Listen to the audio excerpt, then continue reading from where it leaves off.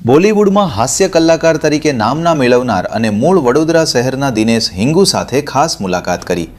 વડોદરા શહેરના દિનેશ હિંગુ બોલિવૂડના અભિનેતા છે, જેમણે હિન્દી ફિલ્મોમાં હાસ્ય અને સહાયક ભૂમિકાઓ ભજવી છે। તેમણે 1967માં બોલિવૂડની પહેલી ફિલ્મ તકદીરથી શરૂઆત કરી હતી।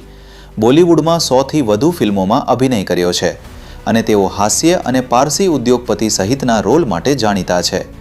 તેઓ ઘણા ઓર્કેસ્ટ્રામાં સ્ટેન્ડ-અપ કોમેડિયનનું કામ કર્યું છે। અભિનેતા અને હાસ્ય કલાકાર દિનેશ હિંગુજીનું વડોદરા શહેરમાં ઘર આવેલું છે। આજે તે તેમના નિવાસસ્થાને વોર્ડ નંબર 13ના કોંગ્રેસ પક્ષના કાઉન્સિલર બાળુભાઈ સુર્વે સાથે શુભેચ્છા મુલાકાત કરી હતી।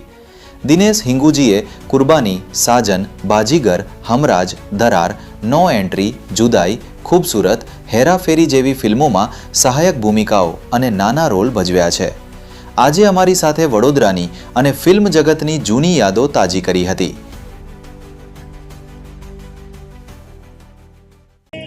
साला हरामखोर, तू फिर आ गया मेरी रानी को लाइन मारने के लिए। जाओ। मजाक खरीज करवा डेली। अरे उसमें तेरा क्या गया? હું વડોદરાનો છું અને અહીંયા આગળ મ્યુઝિક કોલેજમાં બી જતો હતો, ડ્રામેટિક્સમાં। માર્કંડ ભટ્ટ અને ઉર્મિલા ભટ્ટ ને બધા પ્રોફેસર હતા ત્યારે।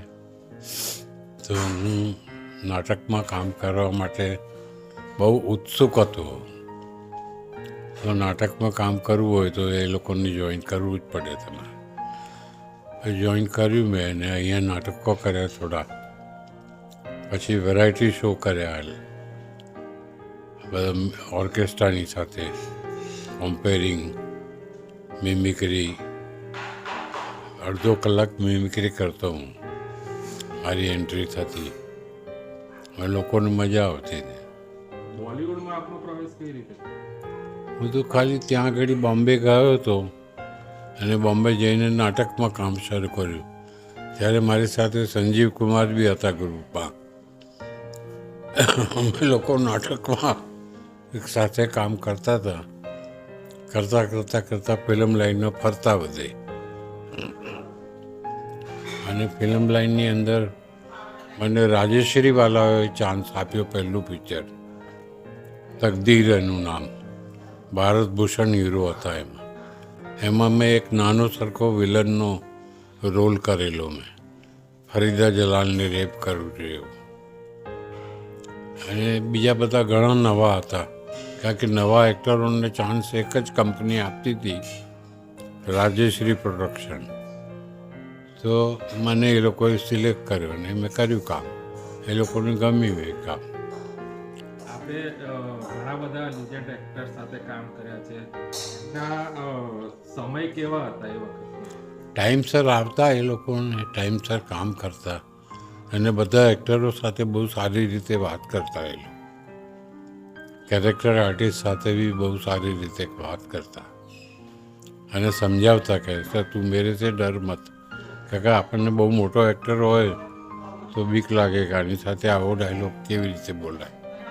કયા કયા એક્ટર સાથે આપણે કામ કર્યું? બધા, રાજેશ ખન્નાથી લઈને જીતેન્દર સાથે વધારે કામ કર્યું છે, કારણ કે એ જ્યારે સાઇન કરે પિક્ચર ત્યારે કોમેડિયનનું નામ મારું લખાવી દે કે આને બોલાવજો, તે મને બોલાવતા જ એ લોકો। અત્યારનું બોલિવૂડ અને પહેલાંનું બોલિવૂડ ઘણો ફરક પડ્યો છે, પહેલાંના ડાયરેક્ટરો સારા હતા બહુ, અત્યારે ડાયરેક્ટરને એવા સારા આસિસ્ટન્ટો બી નથી મળતા। પહેલાંના આસિસ્ટન્ટો બી ડાયરેક્શન કરી શકે એ કેપેસિટીના હતા બધા, અને બરાબર એને મદદ કરતા ડાયરેક્ટરને, એટલો ફરક છે। અચ્છા, આપણે વડોદરામાં તમે તમારું બાળપણ રહ્યું છે, કઈ સ્કૂલમાં ભણ્યા અને એની કઈ યાદો તમને? સયાજી હાઈસ્કૂલમાં ભણ્યું, સયાજી હાઈસ્કૂલમાં ભણ્યું, મેટ્રિક સુધી ત્યાં જ હતો અને પછી કોલેજમાં 2 વર્ષ કર્યા। વડોદરાની કઈ વાનગીઓ તમને ગમે છે?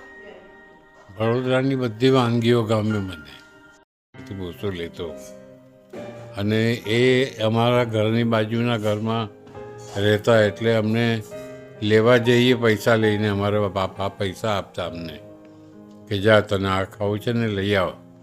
તો અમે લઈ આવીએ, પણ પૈસા આપવા જઈએ તો પૈસા લે નહીં અમારી પાસે. જા તું જા, ઘરનો છે, મફતમાં આપી દેતા અમને. અચ્છા, આપે ગુજરાતી ફિલ્મમાં પણ કામ કર્યું છે અને અત્યારે એક લાલો મૂવી છે જે ફર્સ્ટ ટાઈમ ગુજરાતી મૂવીની અંદર 100 કરોડને પાર થયું છે. આપ એને કેવી રીતે જોઈ શકો? સારું કહેવાય ને આપણા માટે, ગુજરાતીઓ માટે સારું કહેવાય. એવા પિક્ચરો ચાલે ને એવા આર્ટિસ્ટો ચાલે. આપણા કેપેબલ છે એના એક્ટરો બધા. હિન્દીમાં બી એ લોકોને ચાન્સ આપે તો સારું કરી શકે એટલા એક્ટિંગ માટે જાણકાર છે એ લોકો. પણ ત્યાં આગળ એટલું મોટું ફિલ્ડ છે કે બહુ ફરવું પડે, રખડવું બહુ પડે કામ માટે. બધે જઈને કોન્ટેક્ટ કરવો પડે તો મળે ને. તો મને તો મિમિક્રીમાં જોયેલો એટલે પારસીના રોલમાં મને પસંદ કર્યો પહેલાં ફિરોઝ ખાને કુરબાનીમાં. 2 સીન કર્યા મારા, એક ઇન્ટરવલ પહેલાં ને એક ઇન્ટરવલ પછી.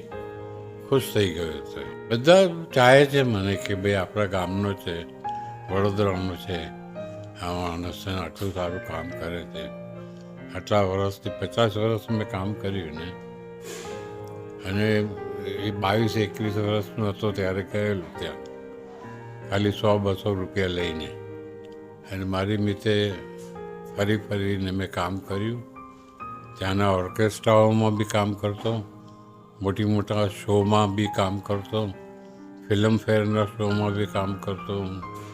એ રીતે કામ કરીને કોન્ટેક્ટમાં આવ્યો હું ફિલ્મ લાઈનની. પછી ફિલ્મવાળા કામ આપવા માંડ્યા. જે અત્યારે ધર્મેન્દ્રજીનું જે દેહાંત થયું છે એમના માટે એમાં હું નથી જઈ શક્યો, કારણ કે કંઈ ખબર જ નહીં. મારા ઘરની સામેની હોસ્પિટલમાં જ હતા, પણ ત્યાં બધાને જવા નહોતા દેતા હતા. કારણ કે એના રૂમમાં તો એટલા બધા ક્યાંથી, બધા બહુ જણા બધા આવતા ને મળવા માટે. એમની ઘેરે ગયેલો હું છું ધર્મેન્દ્રની ત્યાં. કોરા કાગજ એ પિક્ચરમાં મને થોડું હટીને મળ્યું કામ. એટલે સિરિયસ ટાઈપનો રોલ હતો મારો. મેં સારો કર્યો હતો, એ લોકોને ગમ્યો હતો, અને એ પિક્ચર બી બહુ ચાલેલું, કોરા કાગજ.